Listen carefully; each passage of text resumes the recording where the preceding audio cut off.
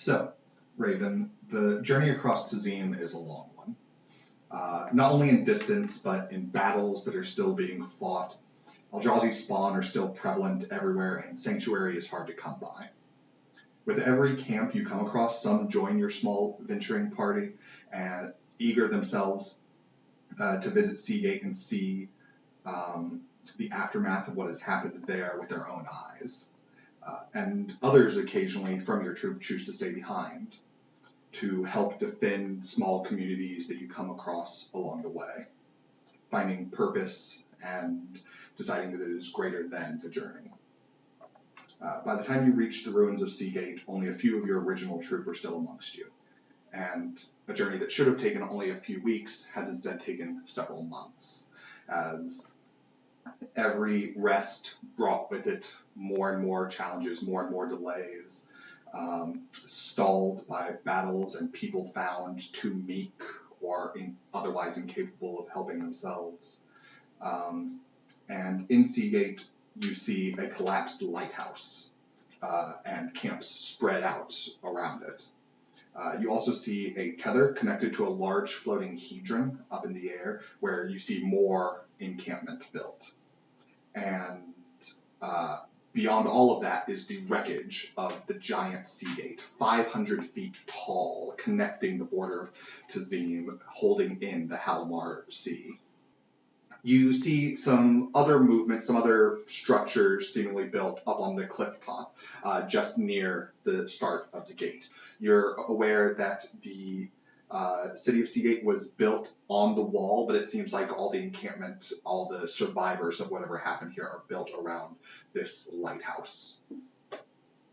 So seeing all of those different places, all of those different groups, where would you like to go?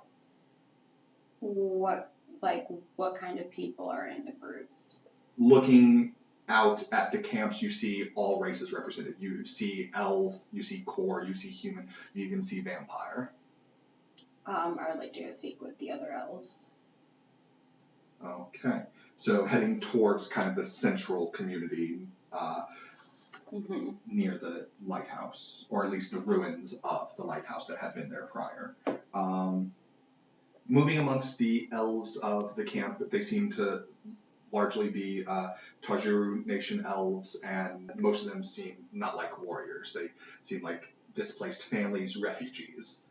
You find a few warriors amongst them, most often intermingling with the other races, talking about battles to come or battles recently fought, it sounds like. Can I tell which one, if any of them seem higher ranking than the others, or generally stronger than the others? Give me an insight check.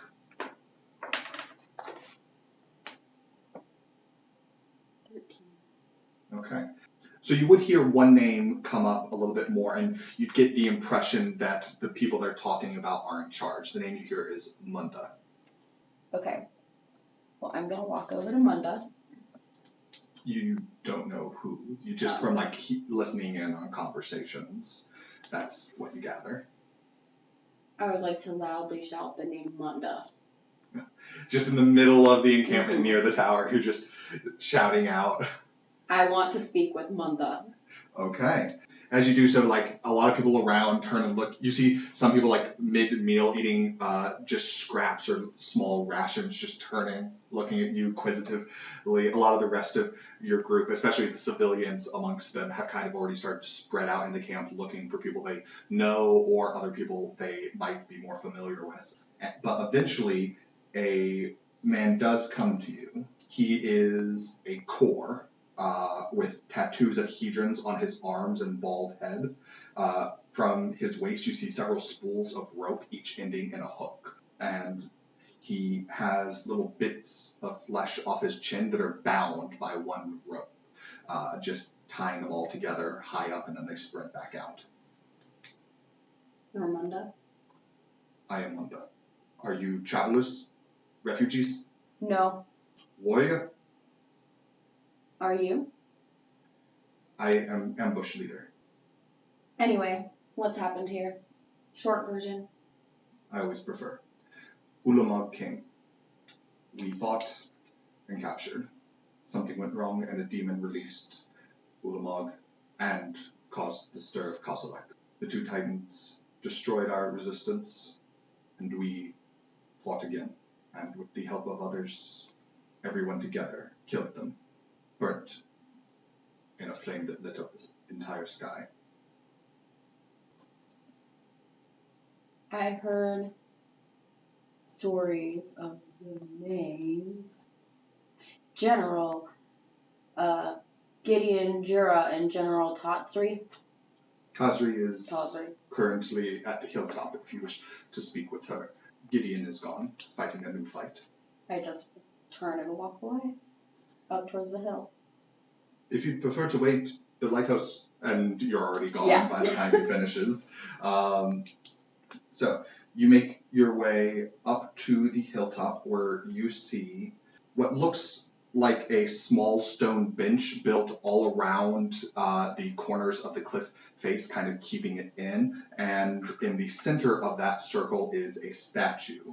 The statue is of a broad-shouldered, well-armored man, his long sideburns coming to a sharp point, and his long hair sweeping a few inches past his neck and swishing out from behind. From the bracer on his right arm, extend 4 large curved blades that wind through the air, looking almost like a multi-pointed whip. The statue is built 10 feet tall, and it's an impressive figure, some warrior clearly.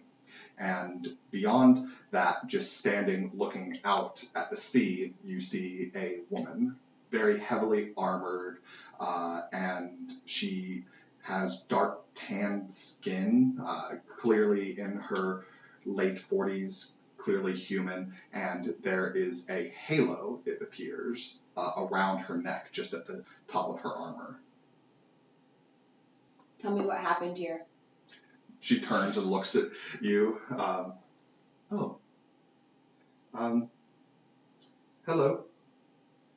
Commander Tazri. And she comes up and holds out a hand for you. What happened here? We fought. We continue to fight.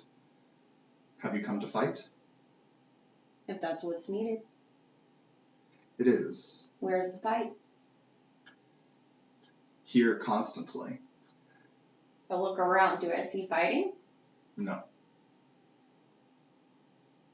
I don't see any. After the Titans fell, many soldiers left. They couldn't have foreseen what was to happen next. Likely because this was the nexus of the events, it acts almost like a lure, calling in all the spawn. Day after day, more and more arrive, always late at night or early in the morning. This morning's battles were harsh, but we overcame them, as we will continue to do every night and every other morn. So defeating the Titans didn't stop the... No more have appeared, and from what we've heard from our allies in Akum, the presence there has died down quite heavily. I hope that on your way here, maybe you've encountered fewer than in years past. Have I? Traveling here, there definitely was a slightly diminished presence, but as you traveled this way, you encountered many others. But for all you know, those were people coming, those were Eldrazi heading in this direction anyway. I wouldn't know. I don't take time to stop and count. I fight and I move forward. Well, I've been here for a while, but I fight all the same. So where should I go? If you wish to help us fight, we head out every morning. Do you need a weapon? I have all this stuff with me, right? Yeah. What kind of weapon do you have? The core of Skyrock, they have figured out a way to use the Hedron to create weapons that seem particularly effective against the Eldrazi. Such a blade can be prepared if you and any crew you've brought have more able-bodied warriors. I suppose I'll take one. I'll let Munda and his people know. If you'd like, you can make camp Demura inside the lighthouse often keeps track of everyone if you'd be willing to meet with her. I turn around and walk away towards the lighthouse. Tajri just continuing to talk behind you, but you're gone. You walk back past the statue, back down into the camp, towards its center to the tall white lighthouse. And it looks like maybe the first 2 stories of what once must have been a much taller structure. Destroyed and bits of familiar Eldrazi residue left around the top of it. What does Eldrazi residue look like?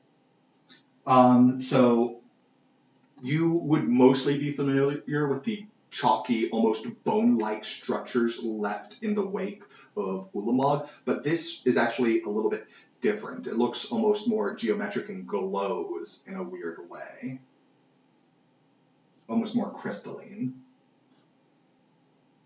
Is it like, so is the lighthouse functional still? And like the top is broken, or like the whole thing is destroyed? It looks like the top half or top 2/3 of it have been just sheared clean off. But you can still go inside? Yes. Okay. The bottom floors still seem to be there. And you guys are looking for Demora? Demora, yeah. And as you head into the lighthouse, you see a couple small groups, including you recognize Munda in there speaking with a merfolk with greenish skin and reddish-orange gills and fins in the corner. But off to the side, you see a little old lady sitting behind a desk in a rocking chair, and she has this giant basket next to her, and out of the basket you see 2 small tethers make their way up to her, and you look at her, and as you walk over, she seems to be knitting. I just walk and stand and stare at her. Oh, hello. Demora? Yes, that's me. I'm checking in. Oh, what's your name?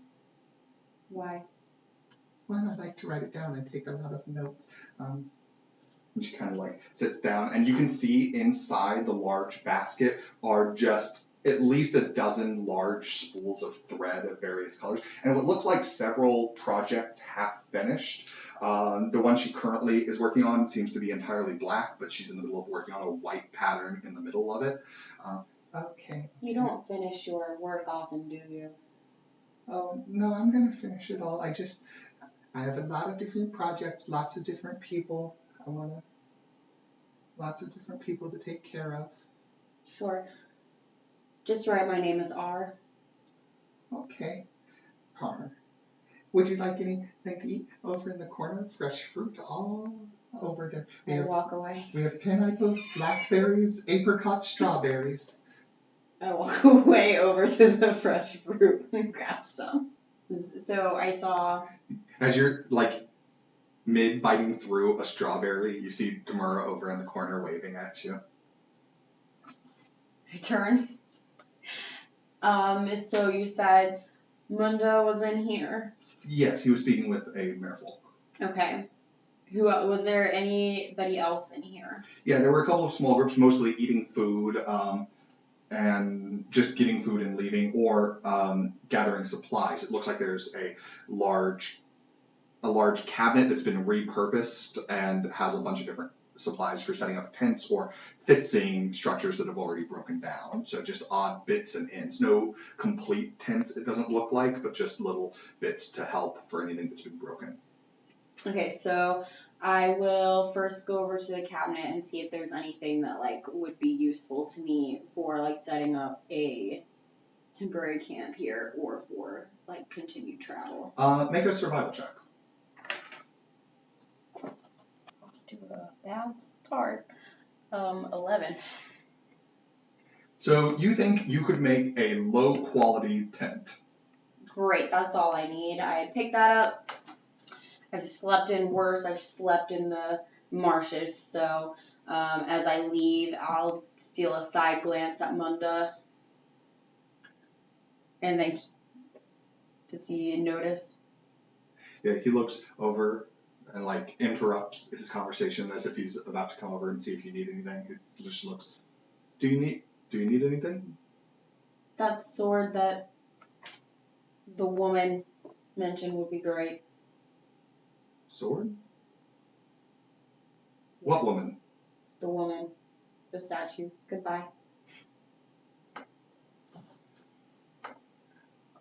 I don't know what she meant. You hear him say the person he was talking to as you walk away. Idiot. It's hard being a bitch character. So you set up a small tent on the outskirts of the encampment, and So I was traveling with people, right? yes. What are they like?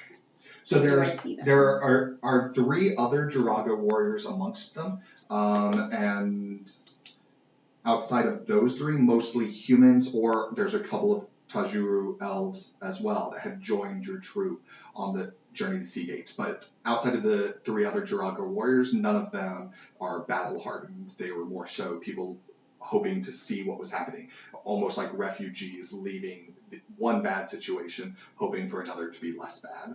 Okay, well now that they're here, I'm done with them, but I would like to see if I can find any of the Joraga elves that, yeah. So you find easily enough the 3 that you traveled with, also making camp. They seem to have a more intentional tent setup they procured somewhere. But outside of the 3 of them, you find no other Joraga at Seagate. It's only us. For now. Others are coming? I don't know. I was told there might be passage. There might be passage back to Balaged within a couple weeks, if we wanted to go home. I was told she was leading the way, and the Joragan you're speaking with points. Whose name, by the way? Yes, I was going to ask you if there are 3 names. Gisson is the one you're speaking with. The other 2 are Mura and Veza. Mura? Yeah.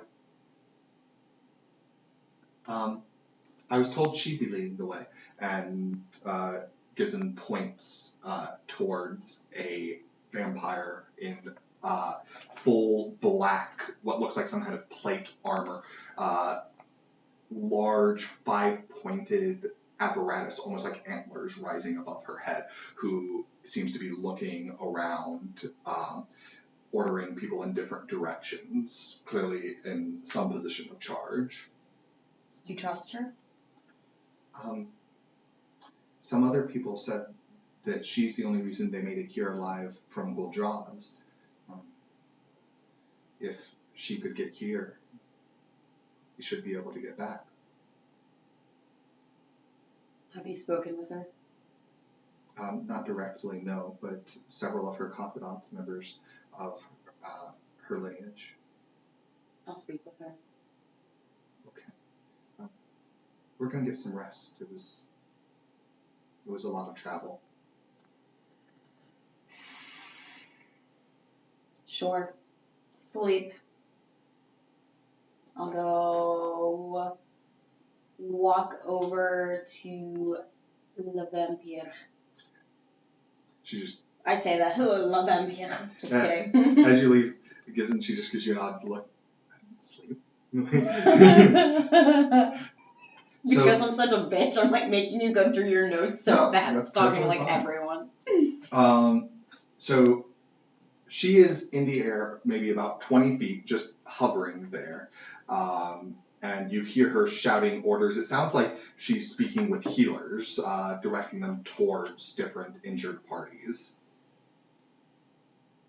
I'm gonna walk up until I'm kind of under her, but not completely.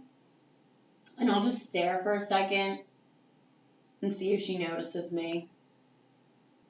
You catch her glance for but a moment, and then she shakes it off and goes back to pointing at different people, giving more orders.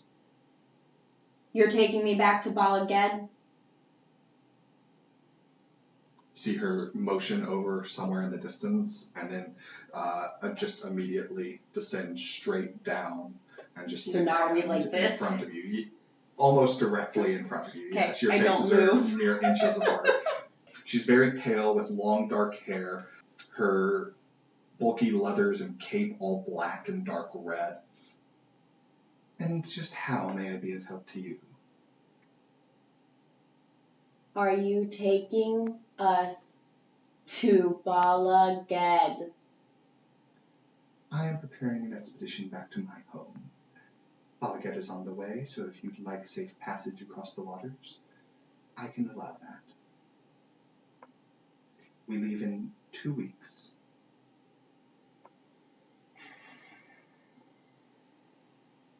Is there anything useful to do around here? Fight. People keep saying that, but I don't see any fighting.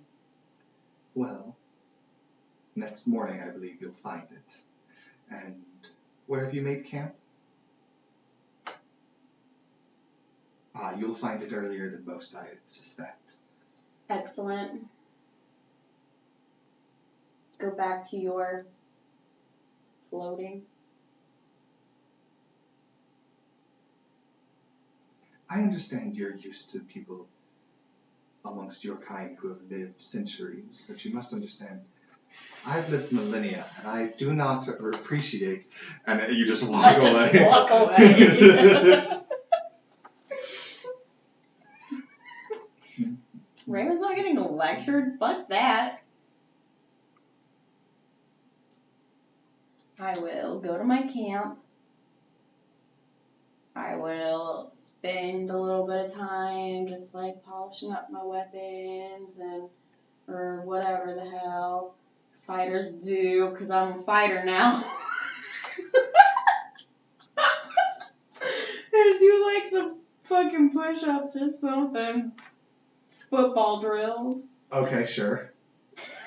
Just picturing Raven at this camp like, like the tire thing.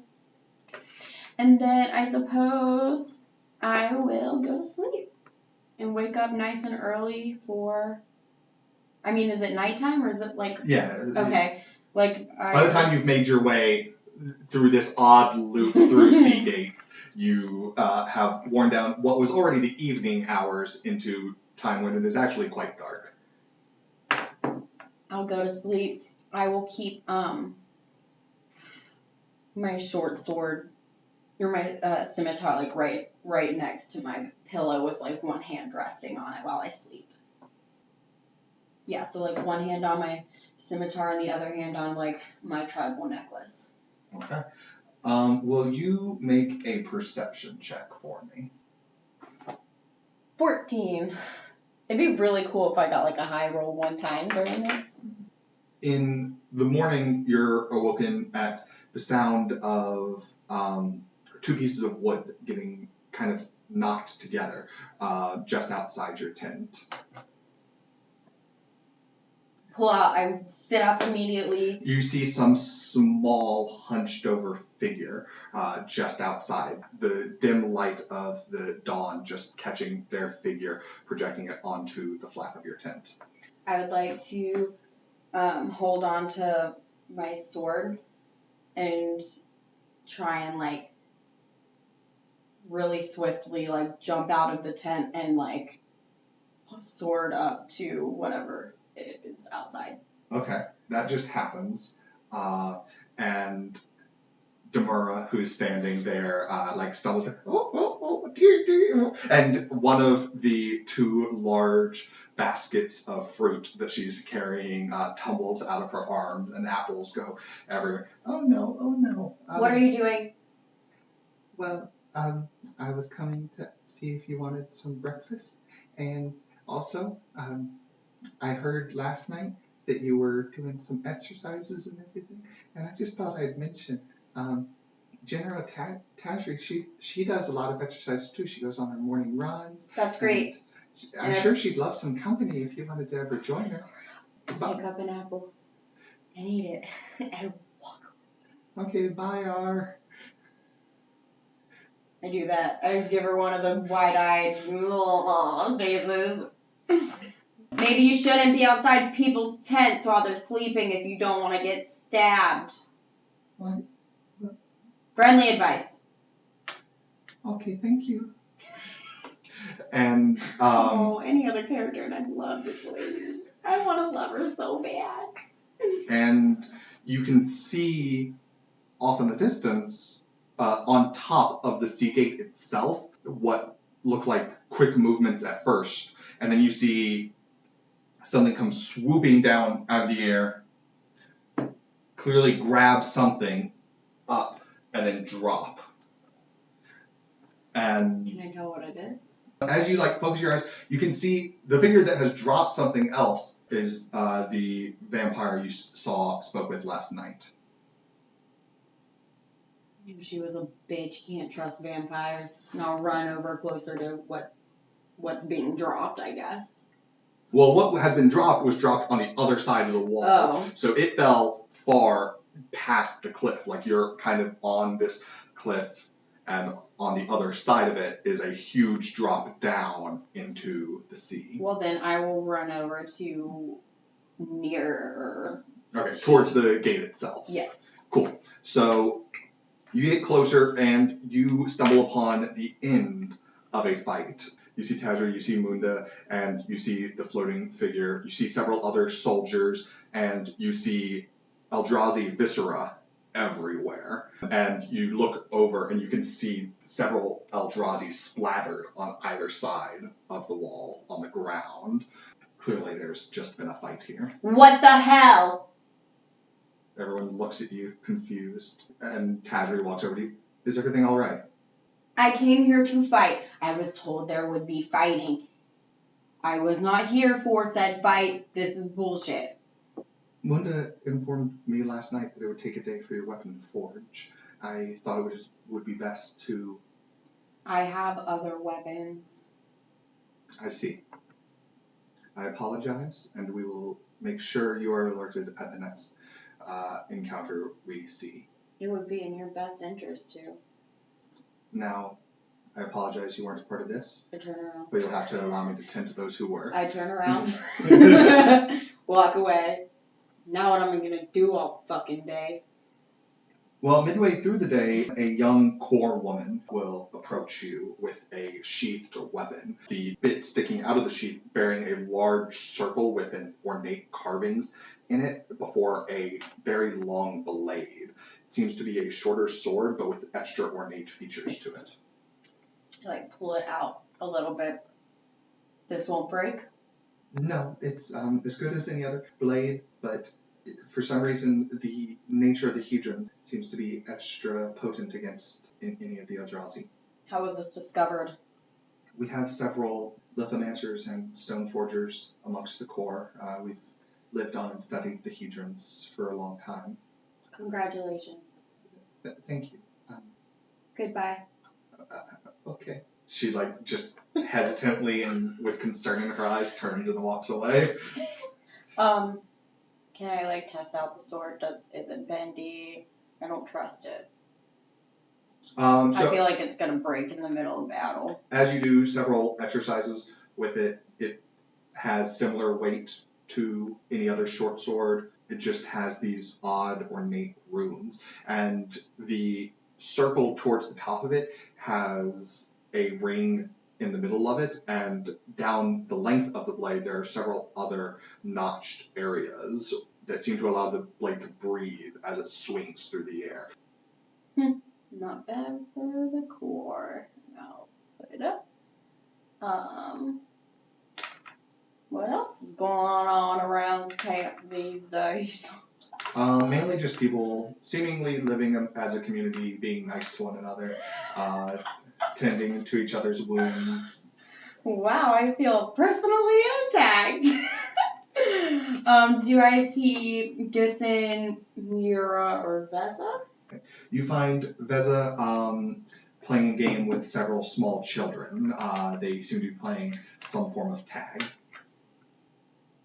Okay, I want to go up to everyone and just kind of stand in the middle of the game. Tag, you're it! A small boy, his hair just kind of coming down in front of his eyes, just a kind of odd bowl cut. So as he touches me, let's tag you're it. and immediately turn around and grab him. Like, by the neck. Don't sneak up on people. It's impolite. You let him down. Then everyone comes running over. Raevyn, what happened? He fell. Oh, Jeremiah. And they're just tending. Anyways, who did I see? Get some? No, Veza. Veza. Who ran over and asked you what happened. Oh, he'll be fine. Veza, I've talked to the pale floaty vampire, and she appears to say that we'll be able to go home in about 2 weeks. Oh, that'll be great.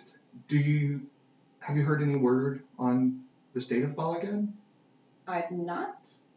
I suppose that I can spend the next 2 weeks finding that out, considering that there is absolutely nothing helpful to be done here. Well, I mean, it is nice to have a rest every now and then. It's not. Resting gets you killed.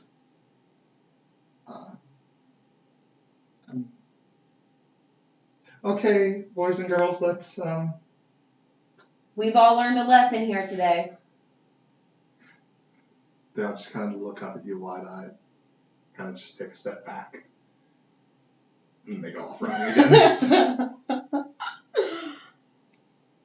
What are the others doing? I believe Mura is speaking with some of the soldiers about their tactics, trying to figure out how exactly we can best help. And Gizzen is kind of just hanging out with some of the other people who we'll be traveling back with. It seems like there was a really large group that came from Balagan, mostly refugees and stuff, but some of them are fighters. Good, we need them. Hopefully they're not resting too much and continue with their training. Or else we can probably all count on being killed before we get home. Do you think we can trust Joanna? No. Who's that? The vampire leader. Oh, pale floaty? Yes. I don't really care about what her name is. No, I don't think we can trust her, but it's our chance to get home. I heard she killed the other vampires. Well, we'll kill her. Scary. That's life. Speaking of life. Yes, God? So. Are you there, God? It's me, Raevyn. I hate everyone. So, not the full 2 weeks, but over the next week, there will be several battles, mostly in the morning, but occasionally at dusk. Usually in the fields surrounding the lower plain, but occasionally up on the cliff top or on the sea gate itself. All different sorts of Eldrazi, some crawlers, almost insectoid, others large behemoths. What I want to know is, throughout these battles, who does Raevyn spend most of her time with? Who does she develop, if at all, any closeness with? Out of these three? The only people you see consistently at every battle are Tazri, Munda, Drana, and a merfolk man who seems to have control over the elements, who you come to know as Noyendar. Noyendar. The merfolk. If he didn't have a country accent, he sure does now. He sure does, sugar. A fish with a country accent? That would be. Welcome to my parts of the sea. This neck of the sea. I suppose that good old Raevyn.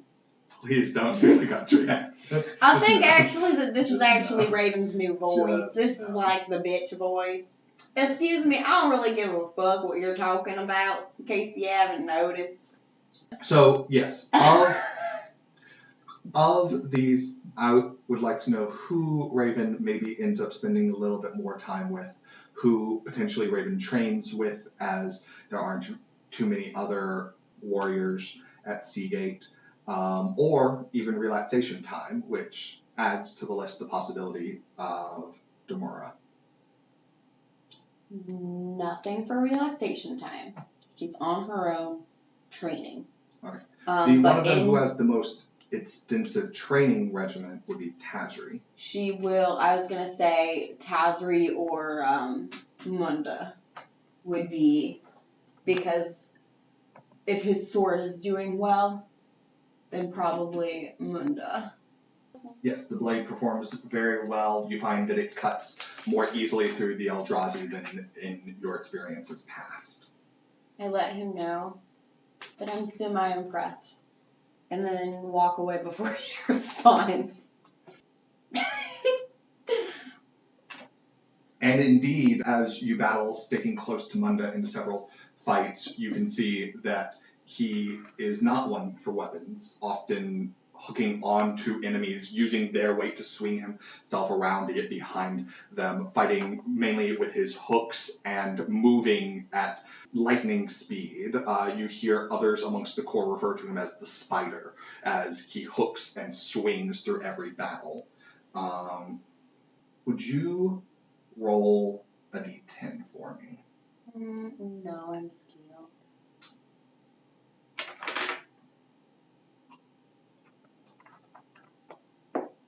6.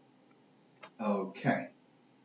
So, training with the core is interesting. It's a lot of climbing. They make most of their camp on Sky Rock, along with others who are too weak to fight but strong enough to have made it up to the encampment up there, as it's much safer atop Sky Rock than it is on the ground below. And one morning, you hear this sound, this just a splat, something, and you feel the ground shake beneath you simultaneously. Munda looks over you. That is new. And he starts to move towards the edge of Skyrock to look over. I'll go too. And what you see is a very, very large Eldrazi creature. Not the largest you've ever seen, and substantially smaller than any Titan, but it stands probably 20 feet tall down in the basin. And it seems to be looking up at Skyrock, and then you see it reach down, seems to grab something, and then suddenly, and flying through the air is a tiny Eldrazi spawn that splatters against the side of Skyrock, and the ground shakes once more. And you see another one come flying up, and this one lands somewhere on Skyrock and starts terrorizing. Other core soldiers swooping in and killing it immediately. You turn to look, and Munda is already on the tether to the ground, swinging his way down towards the behemoth. I would also like to go down. Okay. So the two of you, as well as 2 core kite sailors, immediately start to descend on the creature. Core kite sailors, they have a kite they wear almost like wings as they glide through the air down towards the creature. Wait for me, you need me! Oh no, going on the tether, you are going faster than they are. Wait for me, you guys! Never mind! By the time you hit the ground, Munda's already running and slinging a hook that latches onto the back of one of the bifurcated arms of the Eldrazi giant. Bifurcated? Bi meaning 2, and it's fractured. It's essentially this and this at the same time. Okay. Its arm splits in 2. Why did you use that word when I'm a player? I think it was in World Notes, because Ulamog and most of its spawn have bifurcated arms. Well, I probably looked it up and already forgot what it means. Okay, so regardless, he hooks onto the back of this thing and begins to pull himself, running with extra speed. And I need you to roll initiative, as I do the same. Oh my god. Well, maybe Raevyn dies, first session. What'd you get? 8. So, Yes. as you guys come running up, Munda is going to swing around towards it, trying to hit it, and indeed is going to land on its back, hook another hook into it, and just pull, raking across the Eldrazi's flesh. His hooks seem to be made out of the same heatran material as yours, as they just glide through the thick chitinous skin of the tyrant. Several of the smaller Eldrazi creatures start to make their way up. One is going to make its way directly towards you. The other two are going to be at the feet of the large tyrant, trying to climb up it to get Munda off. The one that runs up to you is going to bite out at you with a tentacled mouth, trying to kind of just grab a hold of you. But it gets a 12, which is going to miss you. So then the two that attack Munda do so. One of them is going to deal him a little bit of damage as it just bites on, and he's kind of like hanging, almost like bull riding, just hanging back, standing on the back of the tyrant, pulling himself forward. The tyrant itself is going to grab the spawn that didn't bite Munda and hold it in one of its hands. It's going to use its other hand to try to reach for Munda, but it's going to actually miss him, which brings us to you, Raevyn. Okay, so there's one of the little ones like right up on me. Yes, one of them is right on you. The other two, one is in the hand of the tyrant, the other is attacking Munda. Okay, so... And you can see several others behind, and you can hear a horn being blown. You can see several knights in the distance and reinforcements coming from the camp itself. Okay, so... First, does a 16 hit the Eldrazi in front of me? Yes. Okay, so I'm going to, like, step to the side, and then while I step, I'm going to bring my scimitar down, and then turn. Your scimitar, or? Oh, my Hedron sword. And then turn, so I'm, like, behind it like this. And so, it's an extra D8. 7 slashing, and then a 5 for the... It's of the same type. Okay, then 12. Okay. The creature seems heavily injured, but still is just writhing about, and like it makes no cry. It does not make any indication that it's injured, but you've just learned from fighting these creatures so frequently that you've heavily handicapped its ability to fight, but no sign of resignation or wear shows on the creature's movements or actions. Then I say, you're not very good at this. The two core will swoop in, one of them attacking the one that's attacking Munda and deal it a little bit of damage. And then the other one attacking towards the tyrant and hitting it for a little bit of damage. So, that brings us back to the top as they just swooped in and are now kind of floating in the air, catching wind under them, and they seem to be slowly gliding down to land, preparing to draw other weapons. Munda is going to try to hook into the Eldrazi that attacked him and just use that hook to fling it off of the tyrant's back. Unfortunately, he is going to miss. But he does manage to hold onto the tyrant itself, dealing it a little bit more damage as the hooks just dig deeper and deeper into its flesh. You can see almost a tear down one of its forearms, just as the trail the hook leaves in it as it goes. After which, it is the spawn. So the one that attacked you is going to attack you again. Ooh, this time getting a 19 to hit you. Nope. Just kidding. So I need you to take 4 points of piercing damage. Ah, I'm dead! And then the one attacking Munda is going to hit him again.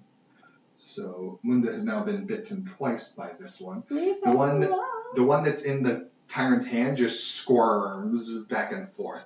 And that brings us to the tyrant's turn when it's going to chuck the one that's in its hand towards the oncoming reinforcements. And you can see almost a crater left by it as it just hits and it explodes out in shrapnel of just Eldrazi guts and mayhem. Several people riding horses are thrown from their horse as just the force of the impact is too great. And it is also going to attempt to grab one of... Well, who is it going to grab? It attempts to grab one of the core kite sails that's in the process of landing, and does so, as just grabs and squeezes, and you can see the core like contract in agony as it grabs a hold for some damage. Which brings us to you, Raevyn. Okay. The same one that has been attacking me.